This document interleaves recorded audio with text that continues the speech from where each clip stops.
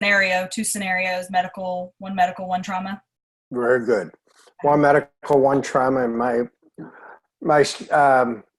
my responsibility here is to make sure that you have all the tools, equipment, and the pathophysiology and everything run around and inside of you that would make you competent to be an entry-level paramedic. Okay. I'm not expecting a 10-year paramedic or a physician or a nursing level assessments.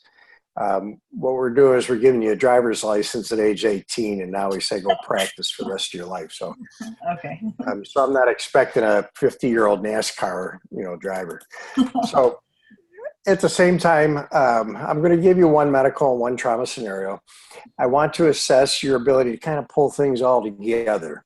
Okay. And so we'll talk about your encounter with the patient. You'll treat me as the person who's kind of giving you all the vital signs, the responses to treatments and such like that. You just have to ask the question. Okay. And then at the same time, I'll be the patient. So I'll respond to any questions as if you're talking to the patient. Okay. So when you first go into whatever scenario I give you, you're going to introduce yourself and then, talk to me a bit, and I'll give you responses. One of these scenarios will involve an unresponsive patient, so there's not going to be a whole lot of give and take there. And then we'll kind of break off and discuss pathophysiology, indications, contraindications, and a lot of cool stuff, and just talk about any questions that you might have.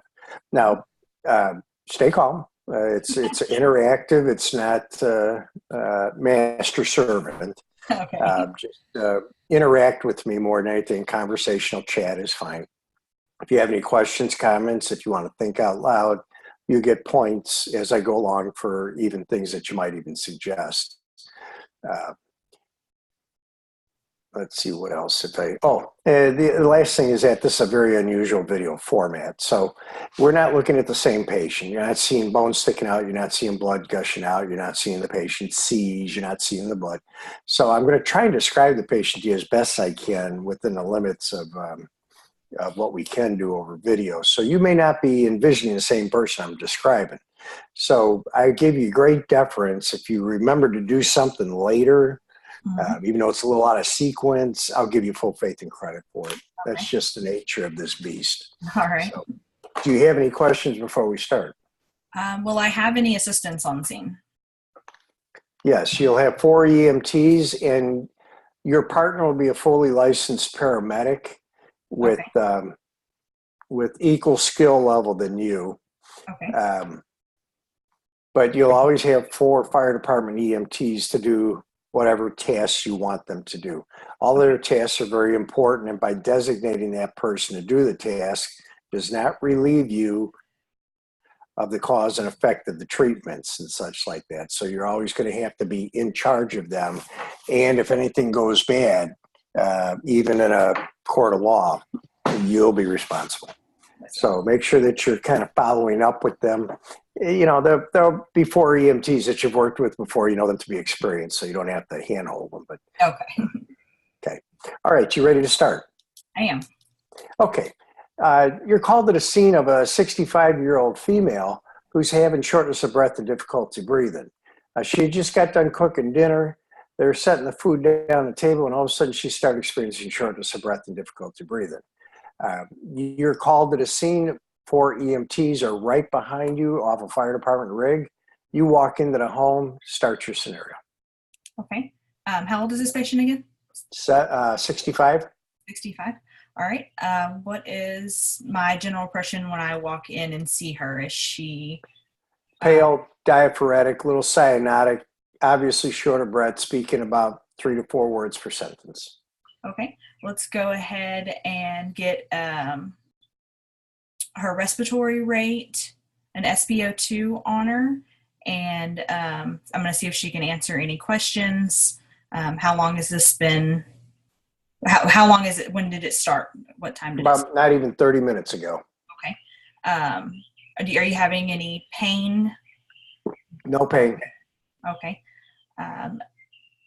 What kind of, do you have any medical problems? Yeah, I've had some irregular heartbeats in the past, and I've had some blood clots in my legs. My doctor said I got high blood pressure. Okay. Do I have an SpO2 yet? Oh, SpO2 prior to oxygen, 85%. After oxygen is 95%. okay. So we'll keep her on does she on home oxygen? No. Okay. So I'm going to place her on a non-rebreather right now. I'd like to go ahead and get a capnography on her as well and also take breath sounds. All right. Capnography is 42. Breath sounds revealed, diminished breath sounds throughout, but no rhonchi. There's some slight crackles in the bases bilaterally. Okay. Does she have any history of CHF? I'm going to skip that. No, she doesn't recall an actual history of CHF. No. Okay. All right. Let's go ahead and place her on the cardiac monitor. And I want to check a manual pulse too while I'm talking to her. Manual pulse is too fast for you to count. Okay. So let's definitely get her on the cardiac monitor and see what we have there. All right, monitor, 4-lead monitor, notes a rate of 180, narrow complex tachycardia, irregularly irregular. Irregularly irregular. Okay.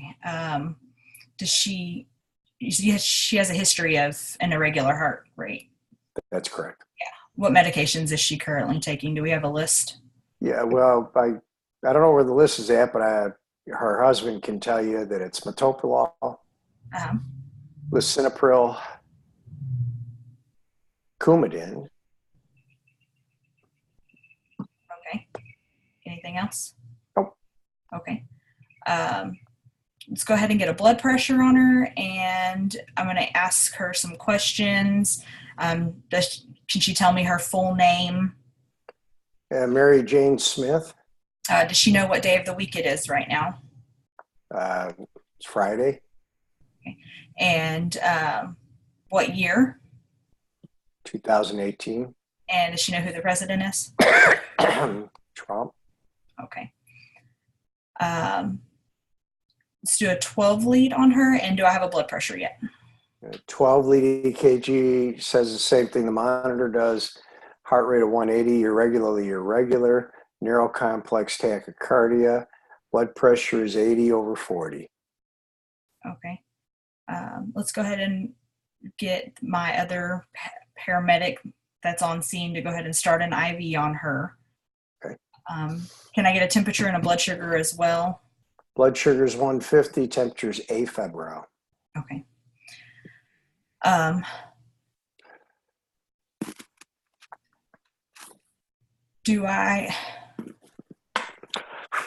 trying to think with the rhythm. Do I have a picture? Irregularly irregular.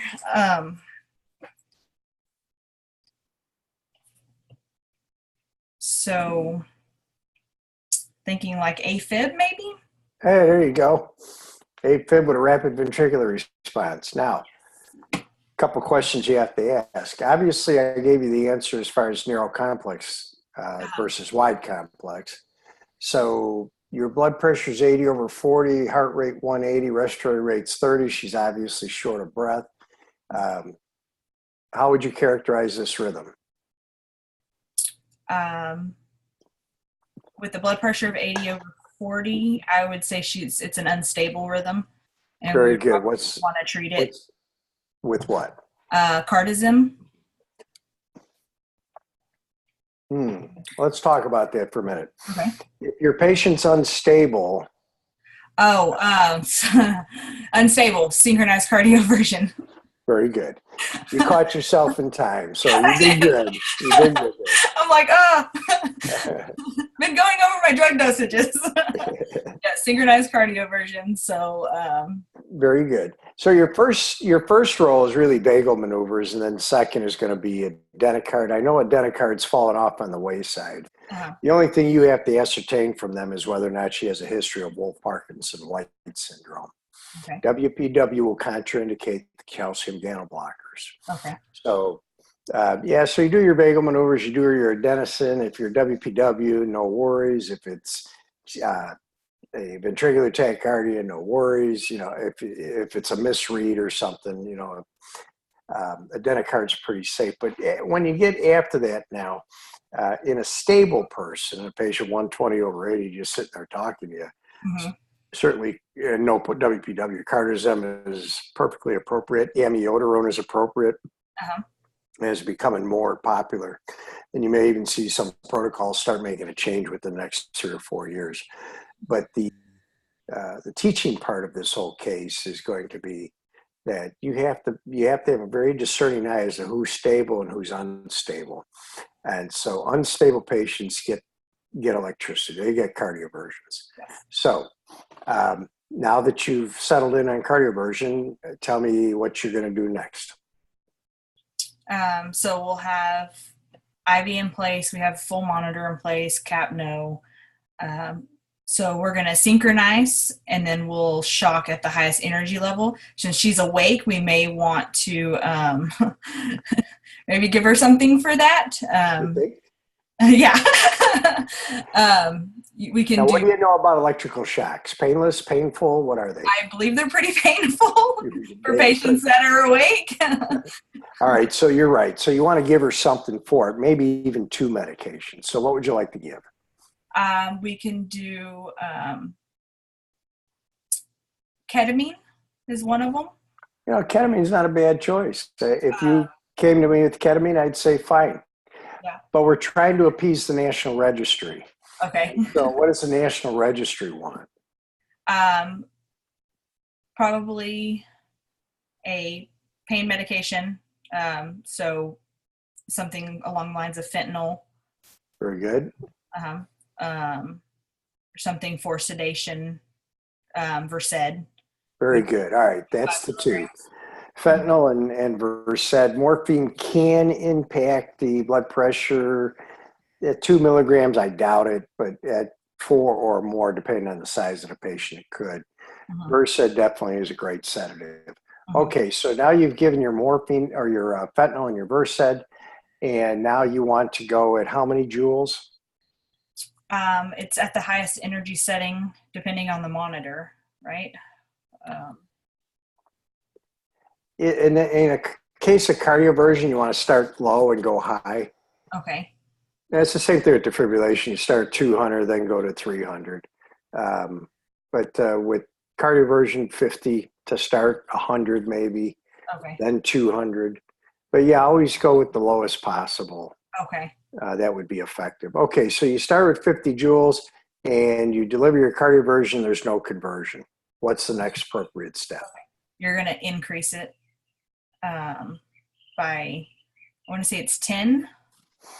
Your monitor won't allow for 10s. It'll allow for 50. Okay. So you can get up to 100. Okay. Okay, so you shock at 100 and she goes into VFib.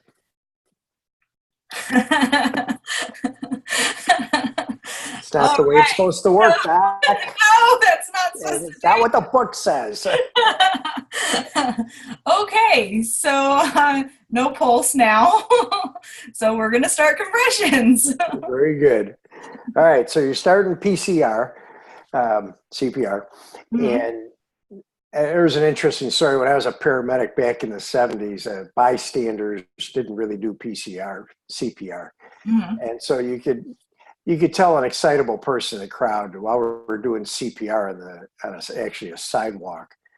This is in Chicago. Bystander came up and said, "I know PCR." And we're like, "I'll bet you do." Get away. So yeah. you can't say it, you can't do it. So yeah, you just give them something to do. That's right. You know what? Yeah, you're right. You have them hold the IV bag, right? Exactly. So anyway, so you start CPR. Now, tell me about the ratio. You've got 6 people in the house. You got your 4 EMTs. Well, normal AJ is 30-2, but since I have multiple people on scene, we're going to do it in 2 minutes swaps. I'm going to go ahead. Yeah, we're going to go ahead and get. What kind of CPR do they call that? Pit style, pit crew. Pick the right. Pit crew.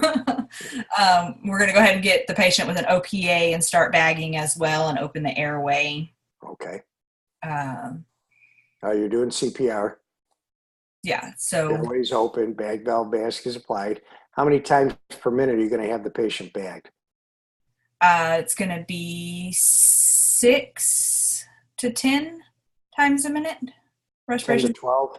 10 to 12?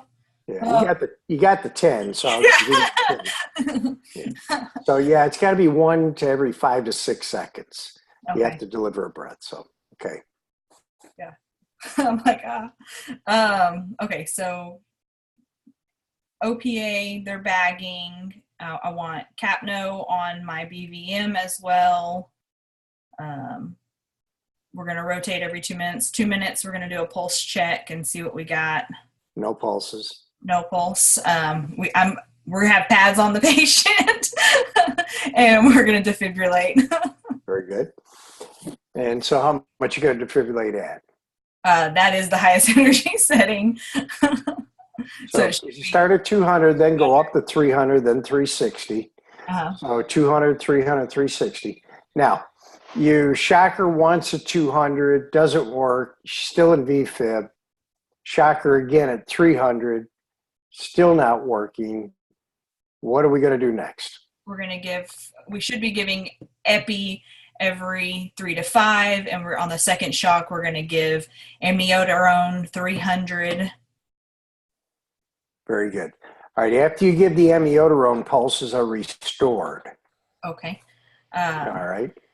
Blood pressure is 60 by palpation. Heart rate is 120. Respiratory rate is what you're doing by bag right now, Okay. 10 to 12 a minute. Okay. But the patient now is starting to vomit. Okay. Let's go ahead and suction the airway, and we're going to get ready to intubate. Okay. We'll get what are you going to start with, and how are you going to do it? Okay. I want a Mac 4 Anna Miller ready, size, it's a female, 7.5, and 8. It'll work. Ready. Bougie. I need a syringe for my bulb, tube tamer.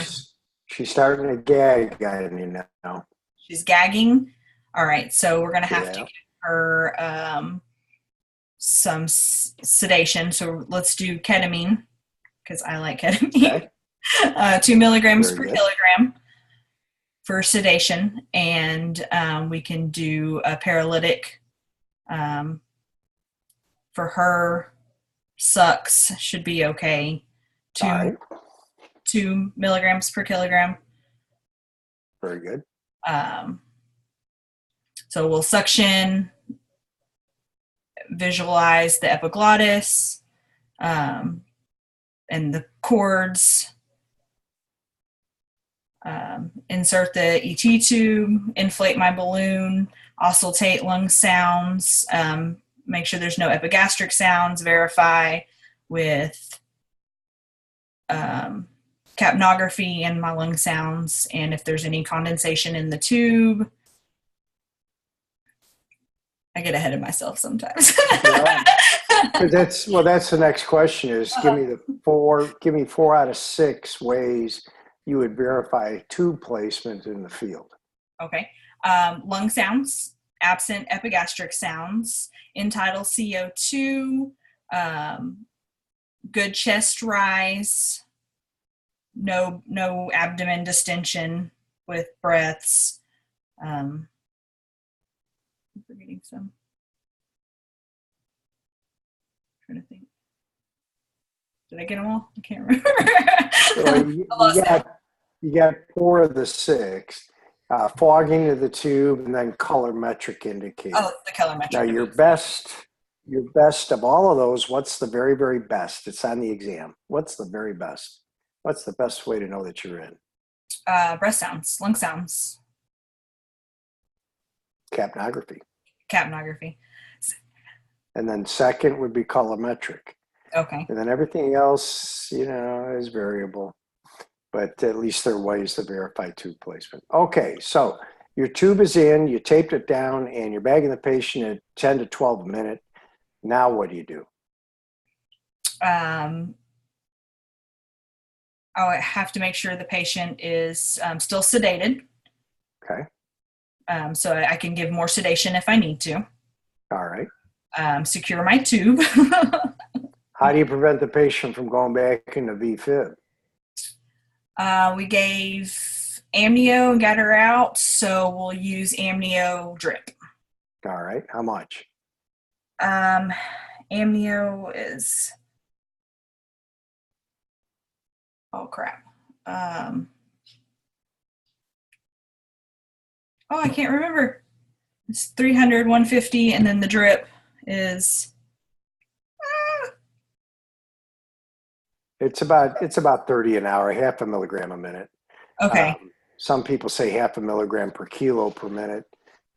So if you got a 100 kilogram person, that would be 50 an hour, but it's whatever your protocol says it's going to be.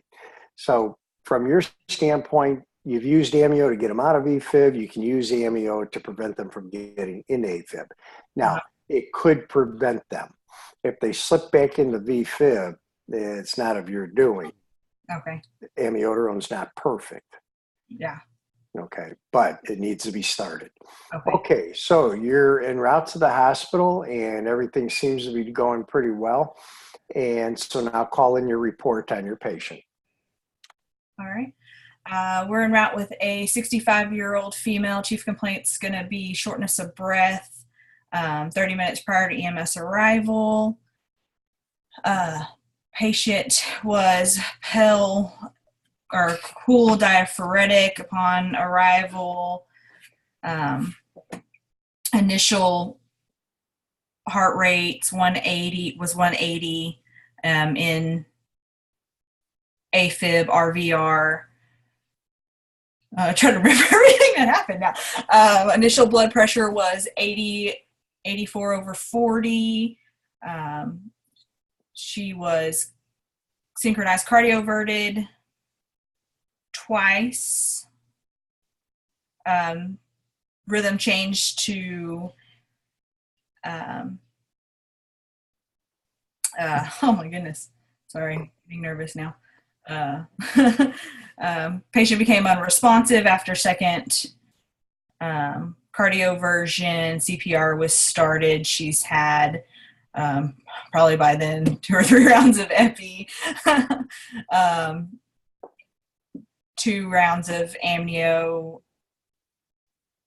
She's currently intubated, 7.52, breathing at 10 to 12 times a minute.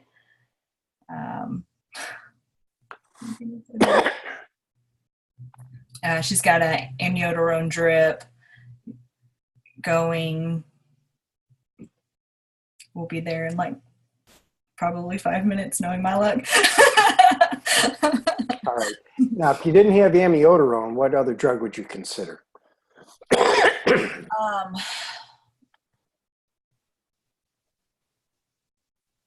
Oh, it's not one I'm familiar with because it's not in my normal protocols. Is it?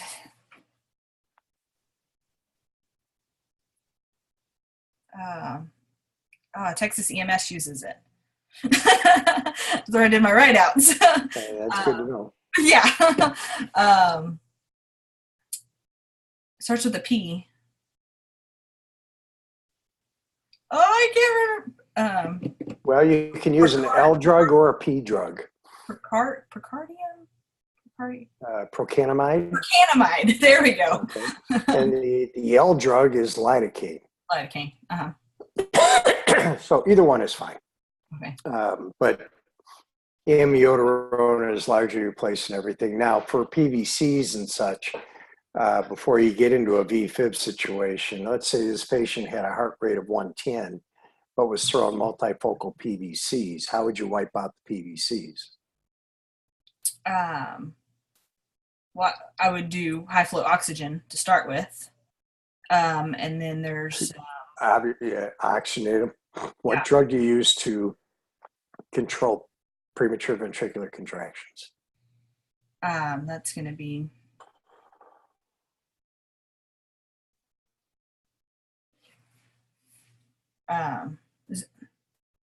It's lidocaine.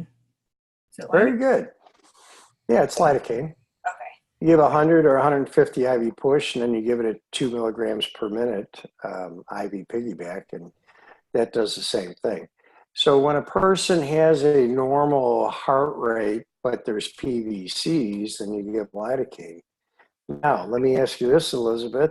Mm-hmm. You got a patient such as this who goes into bradycardia, has a rate of 40, underlying sinus rhythm or junctional rhythm of 40, but Mm-hmm. has PVCs. What is your drug of choice in that instance? Um,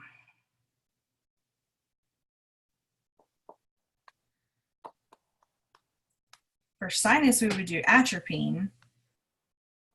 Very good. Yeah. What you do in this particular case is atropine. In Mm-hmm. this particular case, the PVCs are compensatory. In Mm-hmm. other words, they're trying to beat for the heart because the sinus or the junctional rate's too slow, so you get PVCs. So if you give lidocaine, you could very well kill that patient who's bradycardic with PVCs Okay. because you've wiped out their compensatory beats. So you want to pick up their underlying sinus rate. Atropine won't have an effect on a ventricular rate, Okay. only picks up the sinus rate. So if you pick it up to 60 or 70, the PVCs go away and you're good to go. You're All good right. to go. Okay, do you have any questions about your medical scenario? I don't think so. No? Okay. All right, very good. All right, you did well. You passed. Yay! Okay, the next one. Next one's a trauma scenario. You got to pass this one to pass the whole thing. Okay. So do you need a break? Nope, I'm good. Okay, you arrive on the scene of a multi-vehicle car accident. Incident command, local fire department, incident commander directs you to an overturned vehicle. The patient is still in the vehicle. The firefighters are extricating. Go ahead and start your scenario. Okay. Is that my only patient? That's the one that IC told you to take care of. Okay. So yes. Okay. Is the patient awake, Lethargic. lethargic? And so they're upside down in the vehicle still? Yes. Okay. Are they able to speak to me? Are they answering any questions? They're not answering any questions. The person is repetitive in her questions, Okay.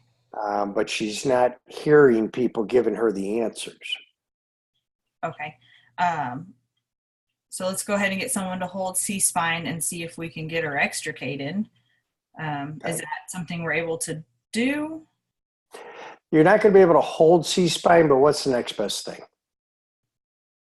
To place a collar on her. That's very good. Okay, so you got a collar on her.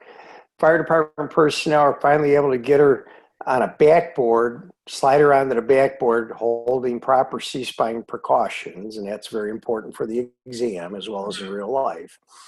So you're holding C-spine precautions. The patient's on the backboard. Go ahead, keep going. All right. Is she responsive, or when I speak to her, is she answering me? She keeps repetitive questioning pretty much what happened and, you know, where she at kind of thing, but she's not hearing anybody. She just keeps talking. Okay. Is she, so I'm going to reach down and feel a pulse and see how her pulse is. Is there any major bleeding as well that I need to address? You got some bleeding. You got bleeding from the left ear. No major obvious outward signs of bleeding. Okay. How's her breathing? Is there 6 per minute. 6 per minute? Okay. And her pulse? Where are you feeling? I'm going to feel for a radial pulse right now. No pulse. No radial pulse. What about a carotid? Palpable at 130. Okay. All right. Let's go ahead. I'm going to get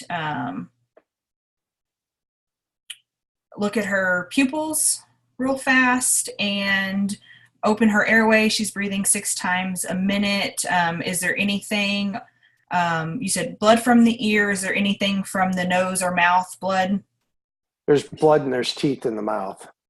Okay. Broken teeth. Okay, let's go ahead and get suction, and we need to suction that and open her airway. Okay. Since she is talking, that means she probably has a gag reflex right now. We're going to need to go ahead and secure that airway.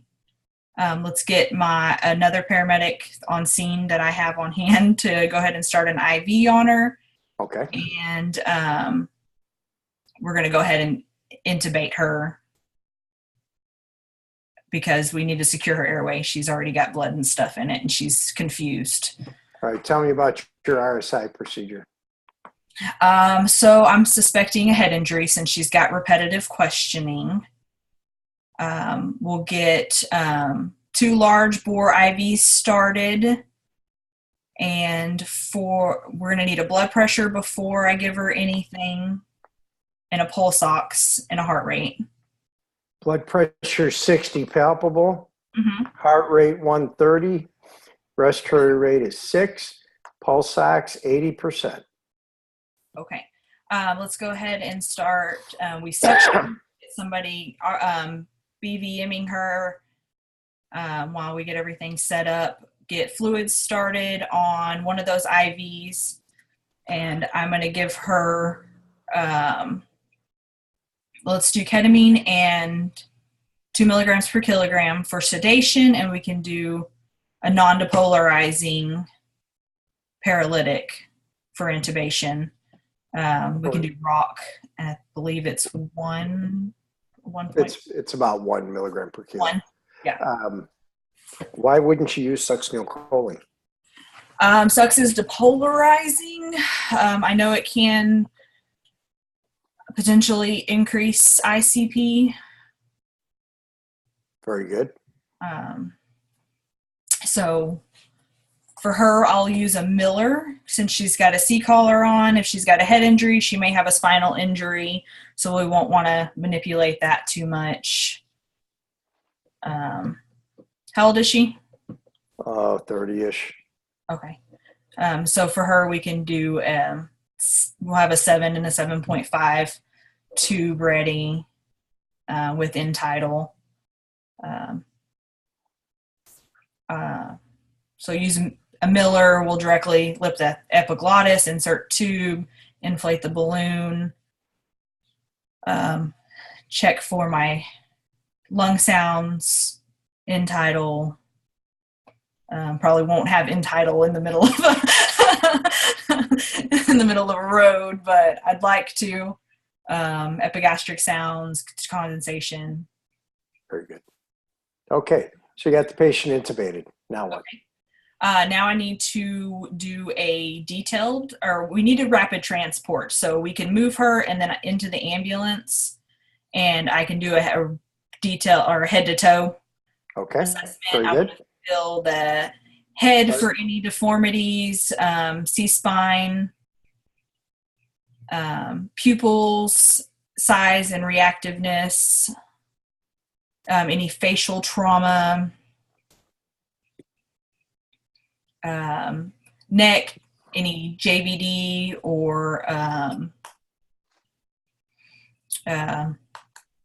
my goodness, tracheal deviation. I can't think of the word all of a sudden. All right, let's say that at this point you've got JVD and you got tracheal deviation to the right. Okay, so if it's to the right, it's going to be a pneumo on the left. Pneumo? What kind of pneumo? Tension pneumo. Very good. Tension pneumo on the left, and we will want to relieve that. You want to describe your procedure on how to release tension? Yes, we'll use a 14 gauge angiocath, at least over 2 inches long. You're going to go to the in between the second, excuse me. all right, second and third intercostal space at the midclavicular line. Insert at can I remember all of a sudden? 45. Listen for your rush of air. If you have fluid on the end of this on the syringe, you can look for bubbles. And then auscultate lung sounds again to see if it was successful. You I want have to to go in. remember both. We use the infirmary, the 5th, 6th at MedStar, so I have to remember both of them. All right, so yeah, you actually go in at 90 degrees. You want to go straight down. 90? Okay. Right. 45, your needle would have to be 3 inches long instead of 2, Okay. because you're going in on a diagonal. But do you go on top of the rib or on bottom of the rib or in the middle of the ribs? Where do you go? So it's 2nd to 3rd intercostal space, and you're going to go above the 3rd rib. You don't want it to go under the rib because there's an artery that runs below it. Okay. All right, very good. Okay, so now that you've got that decompressed, you notice the trachea coming back to midline, and the breath sounds start to open back up again. Keep going with your assessment. Okay.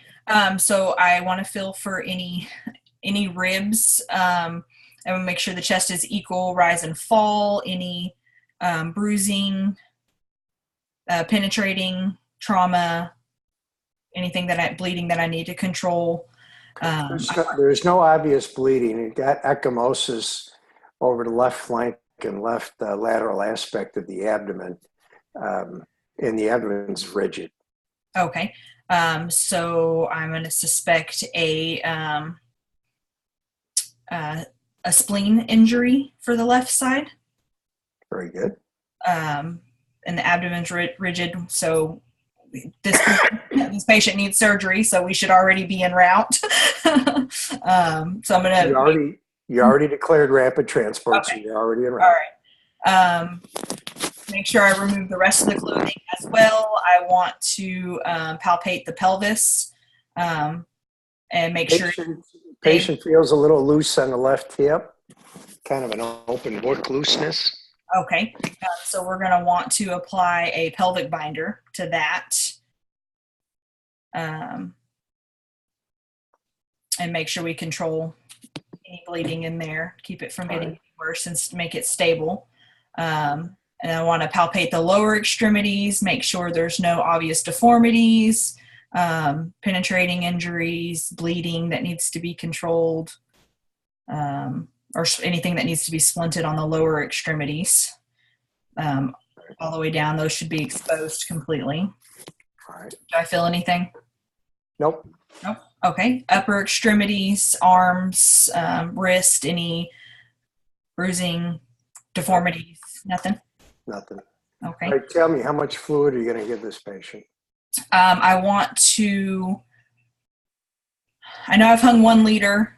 I want to keep it fluid going to do permissive hypotension. And we want to keep it at a systolic of 90. What's the maximum amount of fluid you would give this guy? I believe it's 2 liters. 2 liters, correct.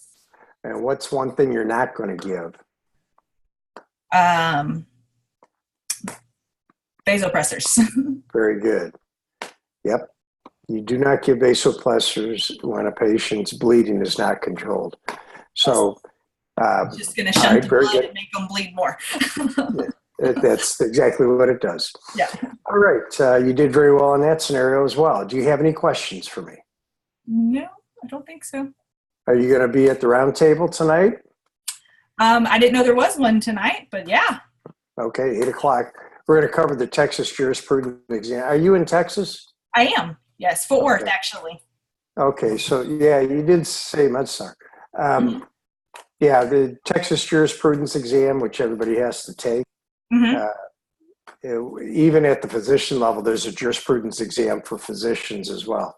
So it seems that all certified licensed people through dishes, no matter what level you're at, have to take jurisprudence. And it's just the legalities of what our job entails and such, and just know the rudimentary law, if you will.